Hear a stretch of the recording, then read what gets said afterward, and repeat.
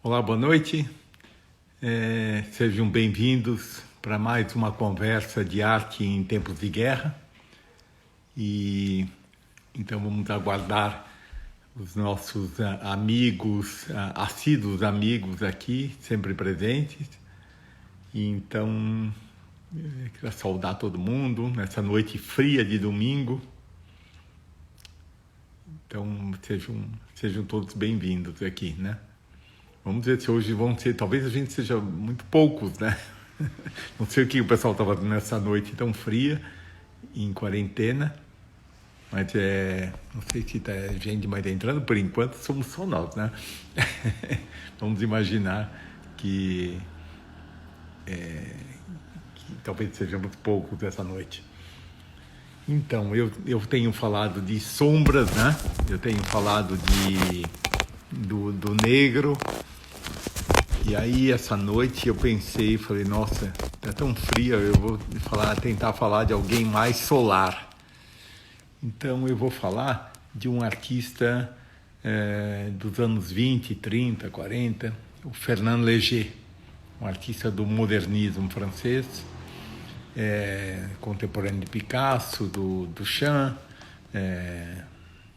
enfim, é um artista que tem aspectos muito interessantes. Eu vou pegar hoje um viés um pouco diferente da obra dele para apresentar para vocês e a gente continuar discutindo questões que a gente vem de alguma maneira alinhando, né?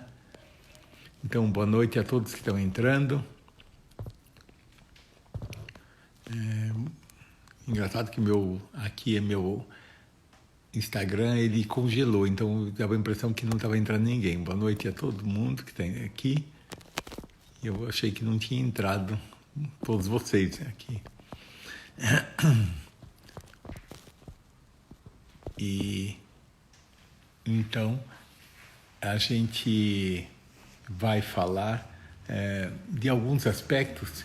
Primeiro eu queria começar um pouquinho falando do teatro e cinema no Fernand Léger, que talvez são aspectos talvez menos conhecidos, e daí se articula com as conversas que a gente teve sobre luz, sombras, né?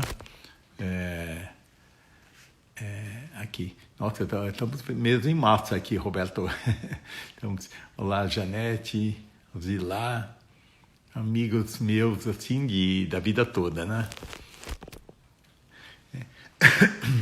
Então, só aguardar um pouquinho o pessoal entrar. Então, nós todos confinados, pelo menos parece que obedientes, né? Realmente é o que nos resta. Olá, Rubens também. Muito bem acompanhado aqui, né? Mas então, já que enquanto o pessoal não está entrando, a gente tem intimidade, e eu tinha pensado um roteiro, agora à tarde me ocorreu, aí na hora que eu fui pegar os livros, me bateu falei, não vou falar disso. Aí de repente eu fiquei em pânico, eu falei, mas o que eu vou falar? Porque eu tinha vontade de falar sobre imagens e pensamento, articulando com o que a gente vem dizendo, né? Mas de repente eu me vi numa sinuca, assim, eu queria pegar 3 fotógrafos. Quem sabe eu ainda faça isso. Tá aqui o Juan, um grande fotógrafo. Eu ia pegar o ateliê do Man Ray, um fotógrafo italiano da década de 70, que teve uma exposição no Instituto Moreira Salles, lindíssima, Luigi Guiri. E quem mais que eu ia pegar? Um fotógrafo Depardon. Então, aí eu me vi numa sinuca, eu falei, gente, eu ia falar sobre imagem e pensamento, que eu vou fazer ainda essa live, mas ela me exige mais uma ginástica, isso, Juan, o Luigi Guerre. Uma ginástica que eu não sei se o assunto interessa muito a vocês, mas pensar e não só pensar pela fotografia, quer dizer assim, o estranhamento. Mas de qualquer forma, para abrir a nossa conversa, eu vou mostrar algumas fotos, umas 5 fotos do Luigi Guerre, antes da gente entrar no Fernando Léger. Por que eu estou fazendo isso, o Raymond Depardon? Por que eu estou fazendo isso? Por intuição. Não sei, mas é assim, justamente pessoas estão pensando luzes, sombras. Então, na verdade, eu funciono assim, de uma espécie de livre associação, e aí fazer uma espécie de uma costura, de uma ginástica, daquele estranhamento. E aí eu pensei assim, mas o que eu faço não é nada mais do que isso, pensar por imagens. Então, às vezes, associando imagens aparentemente desconexas, a gente, de repente, construir um pensamento. O que me levou ao Luigi Guerri era isso, foi o ateliê do Morandi. O Juan Esteves está falando, esse fotógrafo, eu sabia que, eu não sabia se ele era muito amigo, eu sei que ele era amigo frequentou o ateliê do Morandi e fotografou, né? Eu conheço umas fotos lindíssimas, e aqui no livro tem algumas, mas eu voltarei a falar do trabalho deles, e fazendo essa associação, que às vezes pode parecer bizarra, né? Mas muito do processo artístico, do processo de criação, eu acho que envolve essas bizarrices, né?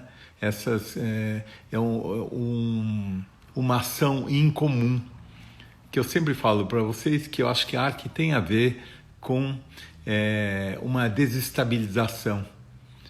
Então, o olhar também, se a gente consegue olhar o estranho, como as coisas se mostram para nós, eu acho que é uma chave. E é por isso que eu vou abrir a nossa conversa de hoje à noite com fotos, como eu falei, umas 5 fotos do Luigi Guerri, né, que fala, eu acho que Guerri, que tratam, que apresentam uma condição do estranhamento. Então, acho que já entrou bastante gente, eu posso começar.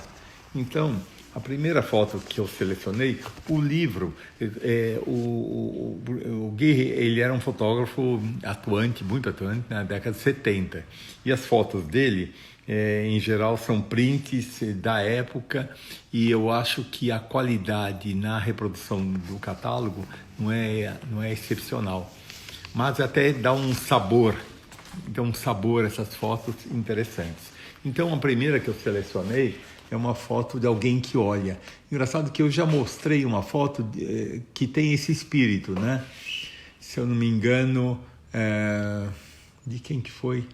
Até agora não me lembro de qual fotógrafo que era duas pessoas em cima de uma mureta olhando a Alemanha Oriental. De quem que é aquela foto? Agora eu esqueci. Que eu mostrei que tem essa questão do olhar. E alguém está aqui, eu não sei se exatamente o que ele está fazendo, se ele está fazendo xixi aqui nesse muro, enfim. Mas, de qualquer forma, essa proximidade com essa parede, ela tem um estranhamento que é muito interessante, né? E uma outra foto dele, que eu acho que pode ser de abertura.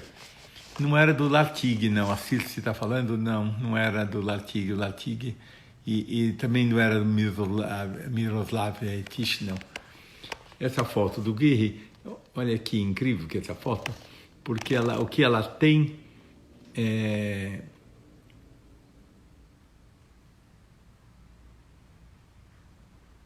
Então aqui o Juan está dando uma contribuição aí, dando uma informação técnica, que ele trabalhava com um processo chamado dye transfer, que era o melhor processo de cópia na época, né? Mas foi descontinuado pela Kodak em 94.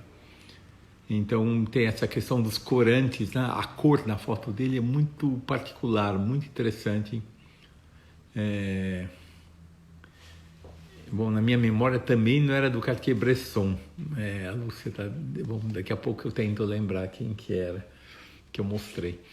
Bom, o que eu queria dizer, esse ponto de vista de que o estranhamento que aparece nessa foto, eu acho que é o lugar, quer dizer, do espírito do fotógrafo, que olha e de repente percebe que essas relações são meio inusitadas. Esse vestido pendurado num cabide, numa janela, esses elementos que se articulam, e eles se articulam enquanto estranhamento, enquanto eu acho que é uma condição muito interessante para discutir imagem e pensamento. Desculpe. O que a gente tem é até difícil pôr em palavras, né? Porque aqui tudo está certo, né? Tem uma janela, tem uma porta de ferro de um comércio, provavelmente, né? Mas a posição em que esse vestido está, eu acho que ela cria uma articulação entre esses elementos e nos faz perdão, essa situação estranha. Não chega a ser surreal, mas eu acho que é uma situação metafísica, né? Perdão. Deixa eu só pegar um pouco d'água aqui que eu...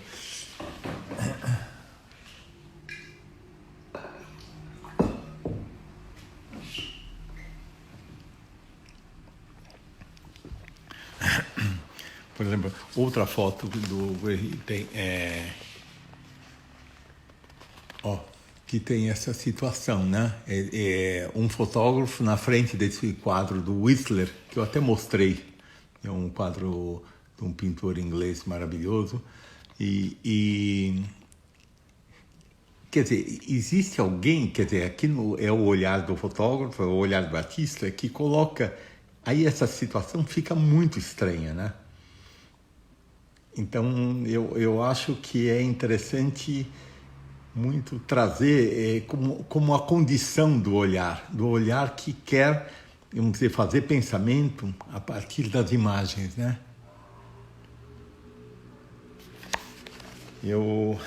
Ou então, uma criança fantasiada que fica quase um horror, né? Eu acho interessante isso, né? Pode ser do Bill Brandt, a foto aliena, pode ser. Mas, enfim, não é tão relevante, mas é um tema que aparece em muitos fotógrafos, essa coisa, fotografar alguém que está olhando, né? Ou essa foto que eu acho lindíssima, essa foto do Gehry, né? Quer dizer, qual que é o acontecimento aqui? O acontecimento, esse corte de duas imagens que não exatamente tem uma situação de casualidade. Eu não acredito que ele tenha montado essa cena, não sei. Mas o que eu acho estranho, estou só esperando subir essa... Eu tenho uma faixa, eu não sei se vocês estão vendo ou não.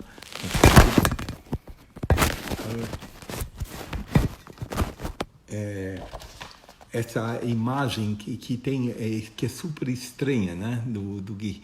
E aí eu acho que tem tudo a ver com esse corte que interrompe uma leitura lógica da imagem. E a gente passa a ler essa imagem, ter um entendimento não pela lógica. É parecido, eu contei para vocês daquele filme do Buñuel, do Le Chien Andalou, O Cão Andaluz, que justamente há um corte no olho. É um filme surrealista e que ele trata disso. É o corte, não há mais leitura lógica a partir disso. E aqui também, eu acho que o que a gente tenta, vamos dizer, recompor nessa imagem, ela é da ordem não mais do real. É uma ficção que cada um de nós faz. Então, eu acho muito interessante apresentar isso como condição para o olhar. De olhar como uma experiência, um olhar ativo, que vai ver isso através acho que é exatamente metafísico, né? É um olhar que consegue olhar esse posto de gasolina, essa bomba de gasolina, frente essa imagem, e ela é da ordem do estranho. Eu acho que é isso que o artista consegue tirar do real, fazer um recorte do real. Enfim, e para terminar, antes de entrar, por exemplo, ou essa imagem, né, de um terraço, um espaço enorme, uma alusão uma escultura, de uma alusão ao mundo clássico, enfim, eu acho esse fotógrafo genial. Foi uma bela exposição, era uma exposição que tinha muita imagem, né? Era até cansativa, assim, né? Mas ela era... Só olhar, desculpe, só olhar um aqui que eu perdi. E é isso. Bom, então, para falar isso, que relação vou fazer com o Guirre e o... Nenhuma, né? Com o Fernand Léger. Fernand Léger, eu vou começar artistas que trabalharam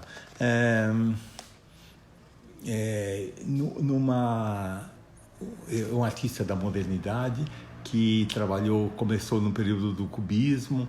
Ele faz uma ode ao progresso, uma ode ao mundo da velocidade, do movimento, e ele se interessou e fez também cenografia e filmes. Ele foi diretor. Então, bom, quem falar, estou falando do Luigi Guirre, é um livro editado pelo Instituto Moreira Salles, que já faz tempo que essa exposição aconteceu, ainda na sede antiga dele, né? Mas o que eu queria dizer, para vocês entenderem, essa questão de olhar as imagens a partir do estranhamento. Então, eu estou mostrando cenografias do Fernand Léger de 1917, 18 e 19. Então, repara a construção. Isso é uma peça de teatro. Então, tem toda essa construção. Repara como ele pinta certas formas de preto e depois ele faz construções em madeiras, são tridimensionais algumas, para criar esse espaço. Então, eu acho que associei, primeiro, me ocorreu mostrar isso, do uso das sombras, e de construir um espaço mágico para se sonhar, né? E na cenografia também. Vocês vão ver, tão curioso, eu vou mostrar as obras do Léger, seguramente muito desconhecidas de nós todos, mas foi o recorte que eu fiz para mostrar justamente... Acho que eu tinha vontade hoje de falar mais de imagens do que outra coisa, do que dessa imagem e pensamento. Dentro das experiências de cinema do Fernand Léger, ele chegou a fazer filmes onde não há narrativa, só o movimento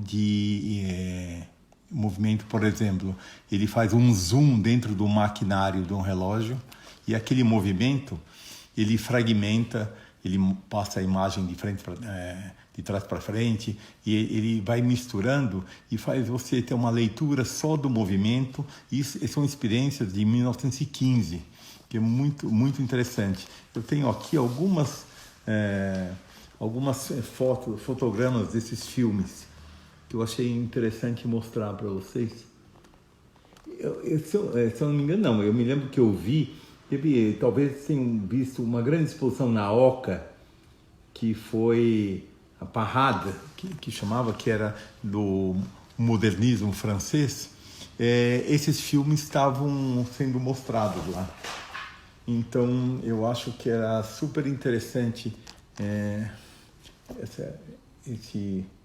não me lembro se esse aqui eu não mostrei, não. A articulação que tem aqui, ainda podia dizer, aquela questão do escuro, do negro, como os artistas usam para teatralizar as imagens, criar. Agora que a decoração também faz um uso do preto e é tão bonito quando entra na decoração, né? No Brasil é muito mais difícil. Eu tive na casa de um colecionador na França que morava numa casa, parecia um castelinho, devia ser do século, seguramente século XVIII, 1700 e pouco. E a casa, ela tinha o estuque trabalhado, o estuque, assim, o gesso no teto, tinha uma lareira toda trabalhada. E é super interessante que a lareira estava em branco, mas as paredes estavam pintadas ou de preto ou de vermelho. Claro, não todas. Havia uma subversão incrível do entendimento do espaço com aquilo, que era muito interessante. Então, eu estou falando isso porque, como a gente vem falando do negro como cor, tem uma ousadia, às vezes, de transformar o espaço quase numa cenografia para a gente habitar no cotidiano, né? Bom, e aí eu tenho um pouco fragmentos daqueles filmes que eu falei, do Léger, que são... Então, é alguém que escolheu as formas e suas sombras com muita... desde muito cedo. Bom, eu estou indo meio de trás para frente e para entender... a pintura dele estava tratando disso. Então tem uma encenação do jogo de formas e acentuando as sombras de uma maneira a quase criar uns volumes metálicos, sei lá, um pouco que tinha essa associação, né? Vocês vão ver interessante como as obras dele de 1918 e 19 devem ter marcado a Tarsila, que aqui são obras que eu estou falando de 1921. Mas todo o pensamento dele está ligado a um entusiasmo pelo mundo moderno, né? Pelo mundo mecânico, da velocidade, né? Do movimento. E a vantagem que eu tenho aqui é de poder mostrar também alguns estudos.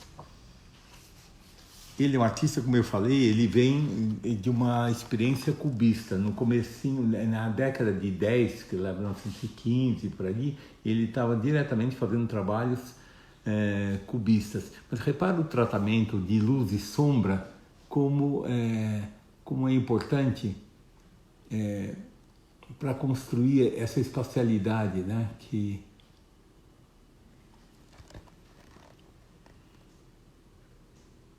é tão interessante no trabalho dele.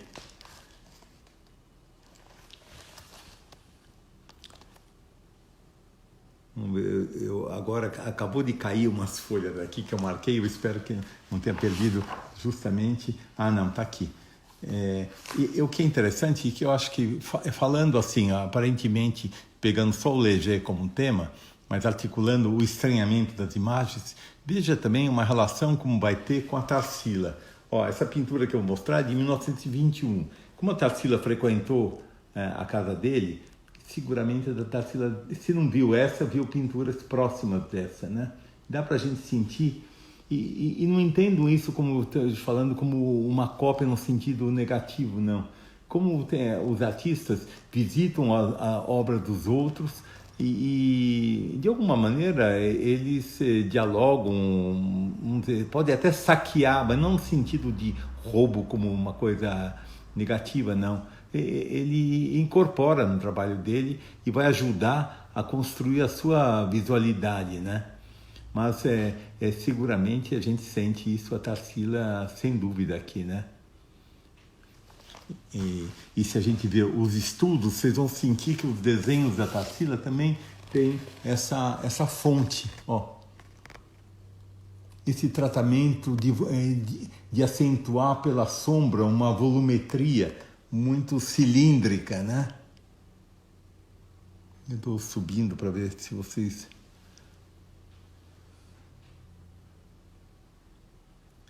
Mas eu acho muito bonito isso, eu não vejo nem um pouco E todos esses desenhos, olha, são de 1921 que eu estou mostrando, hein?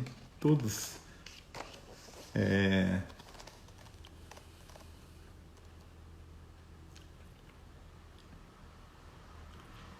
Quer dizer, eu podia dizer, né, se eu quero forçar a barra com a ligação do que eu estava falando, das sombras, né, das sombras de alguns, quer dizer, ele é um artista que submete rapidamente à forma a ação das sombras, né? E as sombras subvertem a leitura do que a gente está fazendo, uma leitura que a gente vai entrando num espaço que ele não é representado. O espaço que a gente vê é um espaço que nos é oferecido pela pintura, não pelo real.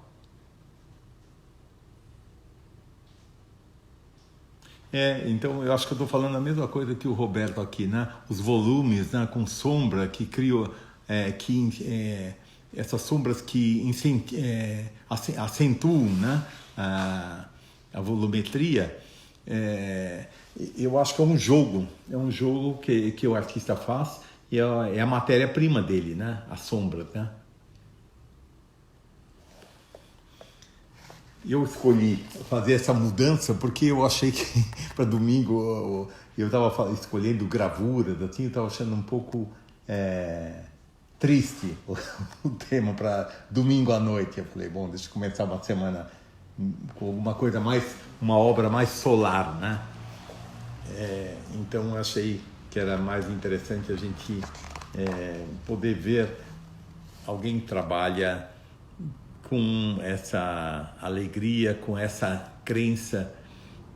É interessante, você está falando do Vicente do Rego Monteiro, né? Que usava sombras suaves, né?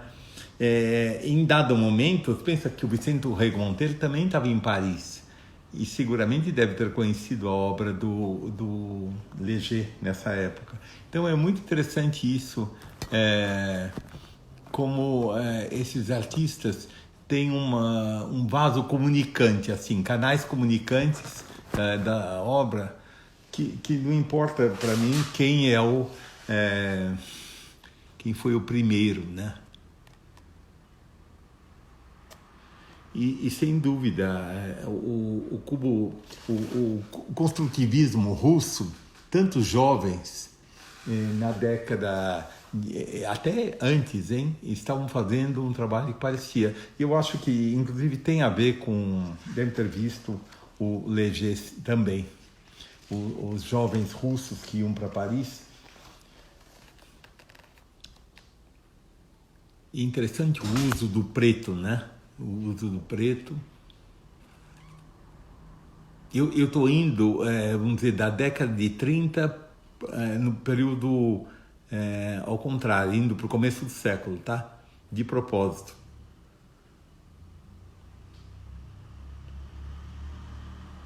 O Léger, se a gente falou ontem do Evandro Jardim, como um artista fiel ao seu processo, à sua crença, à sua ética artística, podia dizer que o Léger também, né?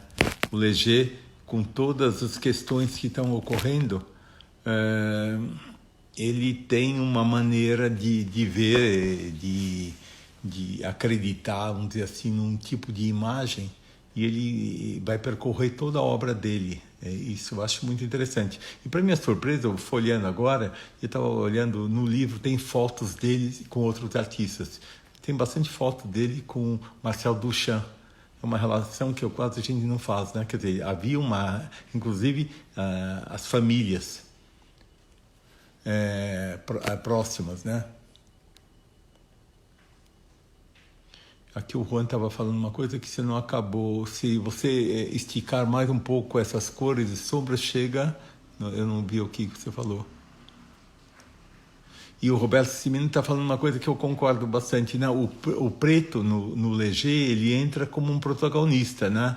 A imagem ganha uma força com o uso da cor preta, né? E a cor preta, as sombras bem acentuadas, como a Flávia está falando, né? O Juan, você relaciona o Antônio Henrique Amaral com, deixa eu ver, esticando mais com o Léger. Uau! Você está pensando nas obras dos anos 70? O que você está pensando? Anterior? 70 já é as bananas que você está falando? Não sei. É isso? Não sei se você está falando isso. Não é a fase pop, né, do Antônio Henrique Amaral. Não sei se você está falando isso. Mas eu nunca associei os dois, não. Eu perdi um pouquinho o que eu tinha marcado aqui.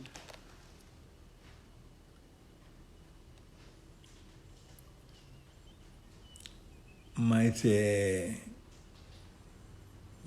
eu estou, de propósito, tentando ao máximo pegar pinturas menos óbvias, menos conhecidas dele, né? E é curioso, você está falando do período das bananas. Puxa, Juan, eu não tenho a mesma visão, não. Eu acho que, sim, talvez você esteja dizendo que, não sei se todos conhecem o Antônio Henrique Amaral, um pintor que na década de 70, ainda em plena ditadura, ele fez umas pinturas que tinham um sentido metafórico, assim, de República das Bananas, o Brasil... então essas bananas apareciam amarradas, espetadas. Era uma metáfora que fez bastante sucesso no sentido político. Eu acho que para dar esse caráter mais forte tinha essa... Eu concordo com você nesse sentido de utilizar a sombra de uma maneira para intensificar a forma e ficar mais potente, né? Embora isso é uma discussão para uma live, assim, né? Essa alusão, essa identificação de uma política através da imagem do trabalho, você sabe, nunca me convenceu muito, você sabe? Eu acho, na parte da gráfica do Antônio Henrique Amaral, sim, mas nessas pinturas pessoalmente eu não acho, mas é um comentário subjetivo. Eu nunca me interessei muito por elas. Eu acho que elas nunca me... Eu entendo muito mais como uma pintura de época, né? Sim, ele fez um grande painel que está no Palácio do Governo. Sempre que os governantes dão depoimentos, naquele salão e aparece nos fundos, que tem, sim, você tem toda a razão, principalmente nesse painel, tem muita influência do Léger nas formas, né?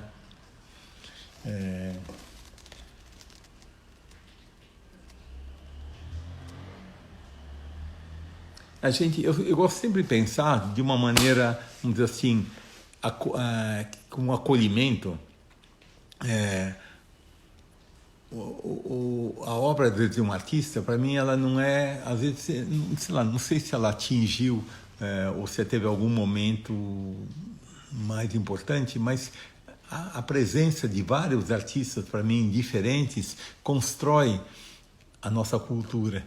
Então, assim, o fato de eu falar que eu não seja uma pessoa encantada pela pintura do Antônio Henrique Amaral, inclusive, mas é curioso, eu me dava com ele, era uma pessoa extremamente agradável, pessoa muito culta, mas não importa, eu acho que ajudaram a construir o pensamento plástico e a cultura brasileira, né? E a Flávia está fazendo um comentário muito interessante de pintura, né, Flávia? O Léger usa os planos pretos como estrutura. Um exemplo. Ó. E é muito bonito, né? E a Lúcia, o comentário perfeito, Lúcia, o comentário de pintores, né? Eles remetem aos mecanismos das fábricas do mundo mecânico, que é uma ode, né? Uma ode ao progresso. E a Márcia está falando se eu não vejo relação, não. Eu vou tentar explicar com o Palatinic. Olha que pintura linda essa aqui dele, né? Aqui também a gente sente bem influência da Tarsila, né? Deixa eu ver se eu tenho a data dessa obra. Eu já vou mostrar lá novamente para vocês. Eu acho que se eu não me engano, é 23. Então a Tarsila não deve ter visto, porque em 23 ela estava no Brasil. Mas tem a ver, né? Então eu vou tentar responder. Eu acho que, não sei se todo mundo conhece, o Abram Palatini, que é um artista que faleceu, acho que em torno de um mês atrás. É um artista que trabalhou muito com arte cinética, arte do movimento. O movimento, na obra do Palatinic, ele fazia mecanismos e ele agregava nesses mecanismos que tinham um movimento elétrico, formas que ele pintava. Então eu diria que ele fez poesia com as formas em movimento, mas eu acho que tem um sentido abstrato. E o próprio histórico ele se encaixa muito mais no discurso da arte concreta brasileira do que numa raiz como o Léger. O Léger tem um lado mais ingênuo. No começo do século, essa crença de que o mundo mecanizado faria bem ao homem, né? Tinha uma ingenuidade nesse sentido. Embora ele tenha criado obras extremamente líricas, né? E o que eu podia dizer, Márcia, a Márcia Lúcia, estou me referindo ao que você falou, eu acho que o Léger, surpreendentemente, ele abre portas para pop art. Eu levei eu fiquei surpreso. Acho que uns 2, 3 anos atrás eu fui fazer dar uma aula, e aí eu achei essa conexão, levei um susto, que são obras dos anos 30. Então é muito interessante, eu vou mostrar algumas dessas. E aqui o Fernando, sim, essas estilizações que tem urbanas que aparecem uns pedaços de morro, pedaços de paisagem, né? Árvores, edifícios, lembram a Tarsila, né?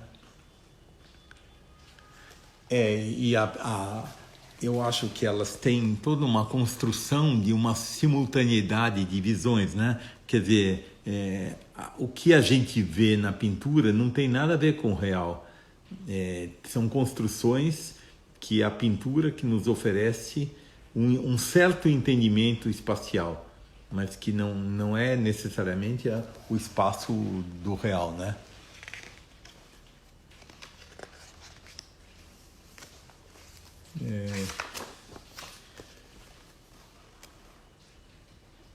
É muito bonito, né? Eu imagino que vocês estejam gostando também, né? E não esqueçam que eu estou num caminho ao contrário, tá? Agora eu devo estar em 1919.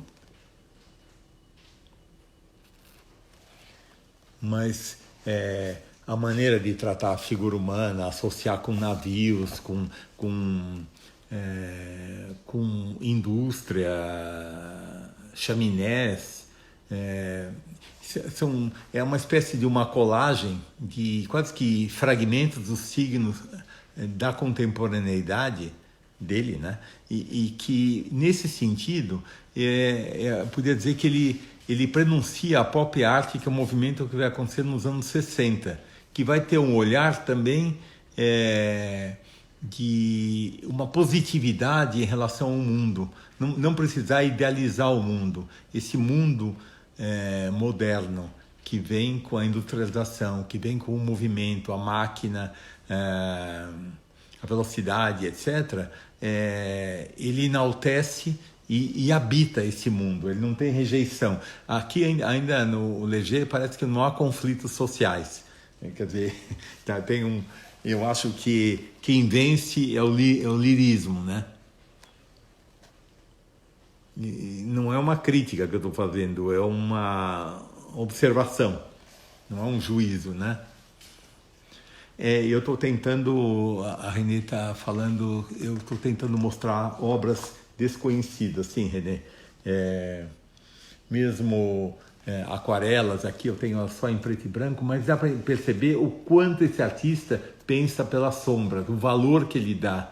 Então, as sombras, elas são super importantes para levar a vários planos. Repara a função desses grandes escuros, como eles nos levam para dentro, ó, como é importante. Então, eu diria que as tonalidades, fiquem sensíveis assim, essas tonalidades que tem do mais escuro a vários meios tons, em que nos enganam. Quando você vai para dentro, de repente você está lá fora. Então, esse jogo das formas, que é muito sábio dele, né? E o Roberto Firmino, ele não faz muita diferença como artista, Roberto.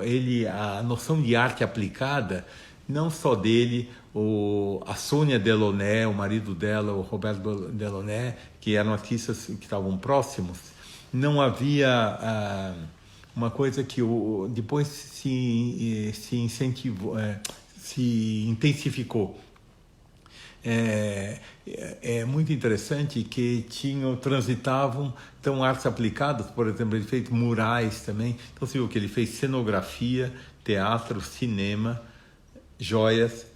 Ele teve uma relação de amizade com o Calder, que aliás já teve uma exposição do Calder e dele muito bonita.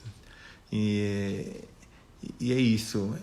E a Memela aqui está dizendo que esse é um criticismo do mundo moderno. Eu não acho que seja crítica, não. Eu acho que é uma ode, é uma exaltação, é uma crença de uma noção, talvez uma noção de progresso, né? Será? Também não sei, mas eu acredito que ele não estava afetado por isso. É interessante, eu nunca vi relação. Nos Estados Unidos tem um pintor que eu não tenho livro, que é maravilhoso, vale a pena vocês entrarem no Google e olhar, é o Stuart Davis. Stuart é S-T-U-A-R-T, Davis é D-A-V-I-S. O Stuart Davis é um contemporâneo dele em Nova York, que também vai fazer trabalhos com assim fragmentos da cidade, mas enaltecendo assim uma crença também nessa modernização, essa transformação urbana. Então assim, a maneira de pintar, os assuntos entram nesse sentido. E é um paralelo muito interessante entre o Léger e esse artista. Então eu não tenho nenhuma imagem para mostrar para vocês, mas eu recomendo o Stuart Davis, vocês darem uma pesquisada, que é tão interessante.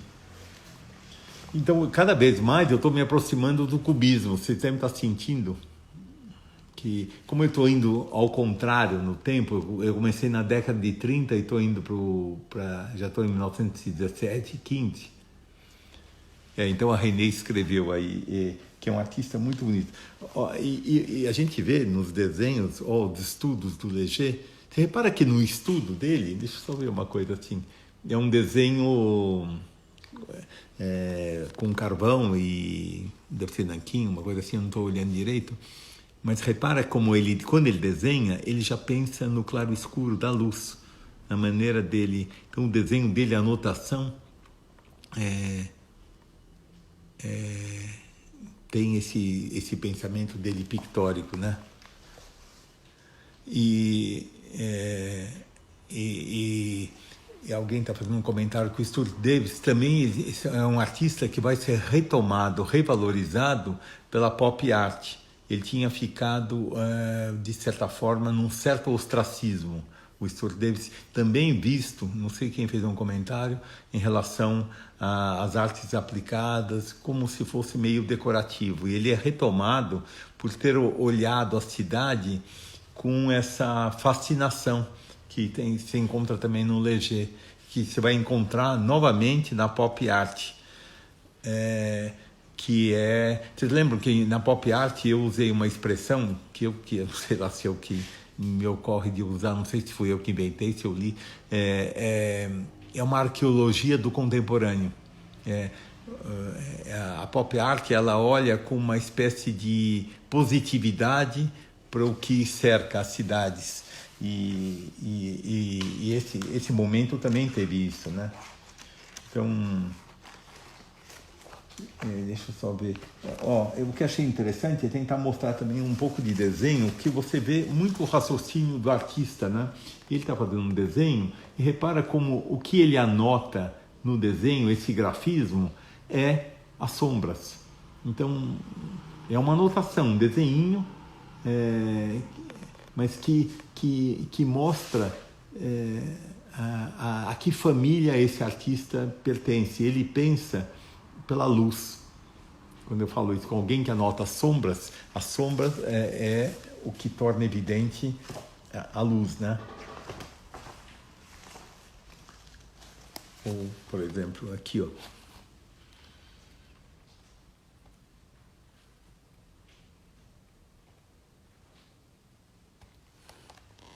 Ou aqui uma gravura.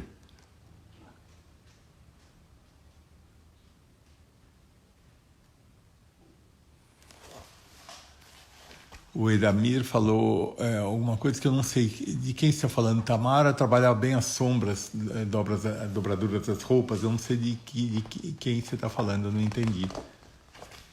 E olha, meio o Léger, repara como ele tem na pintura, ele pega uma tela e ele dá uma aguada, uma cor muito transparente dessa cor terra, que era como os artistas, é uma referência inclusive clássica, hein? Se trabalhava, o Picasso sempre trabalhou assim também. Então ele começa a desenhar e imediatamente a marcação do Léger é de marcar as sombras. As sombras, e depois ele entra com um branco. Quem está aqui e seguiu outras lives, eu falei isso. É uma metodologia completamente clássica, que o Picasso usou na fase azul, fase rosa. Aliás, ele usou sempre. Bastou ele ter uma crise na pintura, ele voltava a esse processo. E aqui vocês veem bem. Então, você vê, é muito bonita. Aliás, essa pintura é lindíssima, né? Aqui é o assunto, eles chamam soldado com um cachimbo. Se procurar, vocês encontram. E o Rubens Iannelli está falando uma coisa que é interessante, né? Ele, como todos os mais intelectuais franceses, se filiaram ao Partido Comunista, e aí, agora é um pouco ingênuo, né? Assim, que achar que por pintar, por fazer uma alusão à fábrica, aos operários, às máquinas, ele era um artista comunista, né? Assim, hoje passa a ser infantil, assim, né? Mas eu acho que tinha um peso de todos os intelectuais, como aqui também nós tivemos, né? Na década de 30, quase que todos intelectuais com umas preocupações sociais se filiaram ao Partido Comunista, né? Como eu já acho que falei outras vezes, principalmente no Estado Novo, entre 30 e 45, né? Deixa eu só ver o horário aqui. Uau, nossa. Então, olha, a fase indo em direção ao começo, 1911 e 12, ele estava pintando assim, que outra pintura maravilhosa, né? E é interessante, sim, pensar o tempo moderno do Chaplin, como eu também tenho vontade de fazer uma live, mas é difícil porque na live eu não posso recorrer a filmes, né?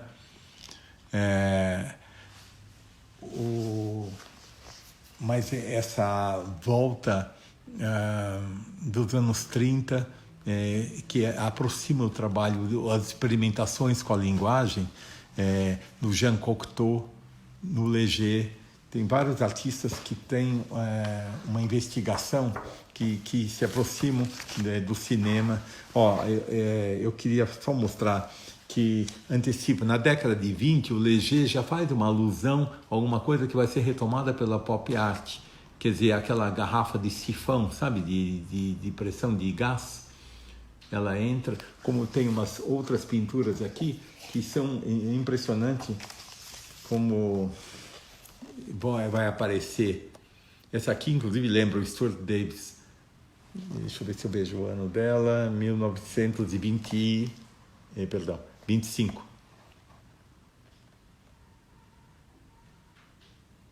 Essas formas aqui que lembram a Tarsila, né?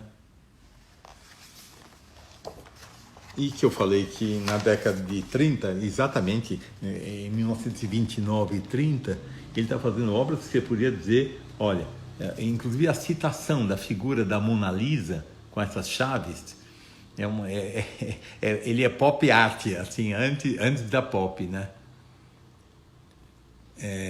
Então eu queria mostrar isso, como o mundo é muito mais misturado do que ele é descrito para a gente, né? Deixa eu ver se eu respondi. E o Edvaldo está falando o que te lembrou? Tem alguma coisa pesada do Leger que te lembrou o brutalismo? Acho que sim, porque tem alguma coisa épica, muito grande, monumental, é proposital, né? No caso dele, né? Eu esqueci de mostrar outra que chama um rosto e uma flor, que é estranhíssima também como imagem, que vai marcar a pop. Inclusive, um artista nosso que olhou e que gostava do Leger é o Rubens Gershman, que tem a Lindoneia. Até eu nunca perguntei para ele isso, mas sempre eu vejo essa pintura me lembra a Lindoneia. Eu nunca tinha perguntado isso para ele. Para quem conhece, é uma pintura e gravura, é um tema que a Lindoneia é uma mulher que morreu num acidente e que o nome deve ter fascinado ao Rubens Gershman, e ele fez uma série de gravuras e uma série de pinturas sobre a morte da Lindoneia, que é um trabalho bastante interessante da pop art, assim. Bom, gente, eu vou responder um pouquinho o que vocês falaram, mas já está meio em cima. Deixa eu ver. Então, a Marga está dizendo que você já conhecia e gosta do... É isso que matou Lindoneia, o Juan está lembrando. O Stuart Davis, quem não conhecia, vale a pena entrar e conhecer, né? E aí estou lendo um comentário do Júlio, dos cartazes, muita linguagem. Eu acho que você tem razão, né, Júlio? Concordo, assim, que a publicidade usou muito essa linguagem, principalmente a linguagem do Leger dos anos 30, né? Que tem esse sentido de captar a temática vindo do urbano, da cultura urbana. Isso é bem interessante. Deixa eu ver.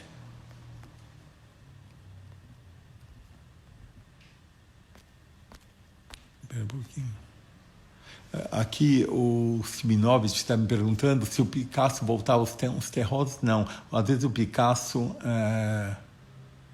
eu falei na fase azul e fase rosa, que ele trabalhava dessa maneira clássica, que é começar a pintura de uma maneira monocromática e depois ir intensificando as sombras, e aí ele marcava depois com um branco.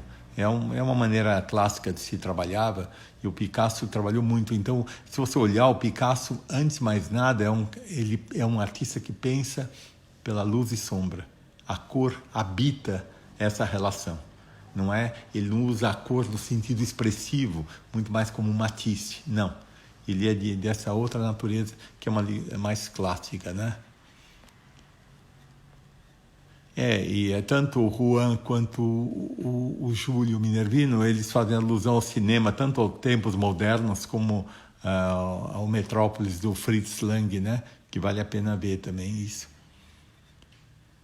Mas é legal esse comentário do Rubens Gianelli, que a filiação dele ao Partido Comunista, né? Quase todos, né, tiveram isso. Agora que eu entendi, eu não tinha lido, o Edamir fez uma alusão a uma pintora do construtivismo russo, a Tamara, eu não sei como que fala, acho que é Lempicka, é isso? Tem a ver, sim, mas você sabe que eu imagino que a Tamara tenha visto o Leger, porque provavelmente pela idade, eles tinham idade próximas, mas eu imagino que tenha Isso tem a ver, sim. Naquela acentuando a dobra das roupas, né, no trabalho dela. É isso. Bom, eu acho que eu comentei todos. Eu estou vendo de trás para frente, então eu.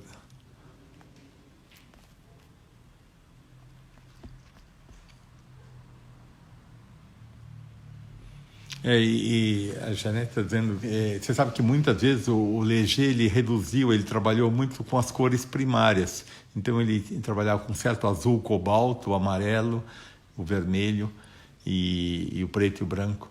Então ele teve uma redução, em certo momento, a paleta dele, onde ele muitas vezes dava essa cor que eu falei de fundo, depois ele entrava o desenho, a marcação com branco e a cor não necessariamente não preenchia a forma. A cor e o desenho havia uma espécie de desconexão para justamente criar uma vibração entre o desenho e a maneira como a cor aparecia.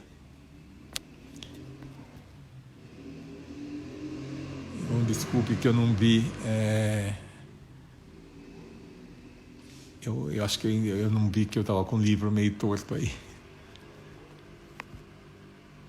Bom, aqui eu devo ter respondido, acho que tudo que apareceu aqui, né? Então, bom, gente, vou correr esse risco de falar o pensamento através de imagens, de fazer uma espécie de puzzle, misturar obras de vários fotógrafos e mesmo artistas em geral, e fazer uma live sobre o estranhamento das imagens. Vai ser difícil a gente comentar, mas aí vocês vão ter que falar bastante aí comigo para ver o tipo de associação que surge quando a gente faz uma associação de imagens e ver que ideias que elas nos ocorram. Eu não vou ter como não é uma aula, dá para a gente fazer esse jogo aqui, tá ok? Bom, eu agradeço a participação de todos, entusiasmo e convido para a gente amanhã continuar nossas conversas, tá ok? Então, super obrigado e até amanhã e fiquem bem todos. Tchau.